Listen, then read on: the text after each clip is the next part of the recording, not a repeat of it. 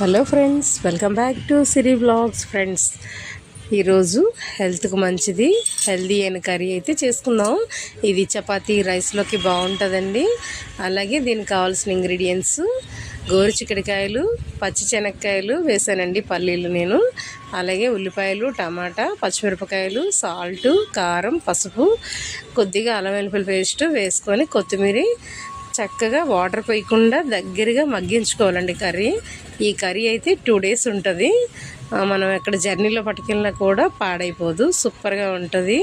రసంతో అయితే ఇంకా బాగుంటుంది. ఒకసారి మీరు కూడా ట్రై చేసి మీకు ఎలా వచ్చిందో నాకైతే కామెంట్ చేయండి. ఒక్కసారి ఈ విధంగా చేశారనుకోండి, మళ్ళీ మళ్ళీ మీరే చేసుకుంటారు, అంత బాగుంటుంది కర్రీ. ఫైనల్గా ఇంకా ఆనియన్స్ ఫ్రై అయిపోయిన తర్వాత చిక్కుడుకాయలు వేసేసి బాగా కాసేపు ఫ్రై చేసి అప్పుడు పల్లీలు కూడా వేయాలి. అలాగే పల్లీలు వేసిన కాసేపటికి టమాటా, కొత్తిమీర వేసుకొని ఫైనల్గా సాల్టు, కారం, పసుపు వేసి ఇంకా అల్లం వెల్లుల్లి పేస్ట్ కూడా వేసుకొని కొద్దిగా చికెన్ మసాలా వేయాలండి. ఇంకంతే, దగ్గరికి అయిపోయిన తర్వాత స్టవ్ ఆపేసి సర్వ్ చేసుకోవడమే. ఇంతే, సింపుల్గా ఉంటుంది. ఈ వీడియో మీకు నచ్చితే లైక్ చేయండి, షేర్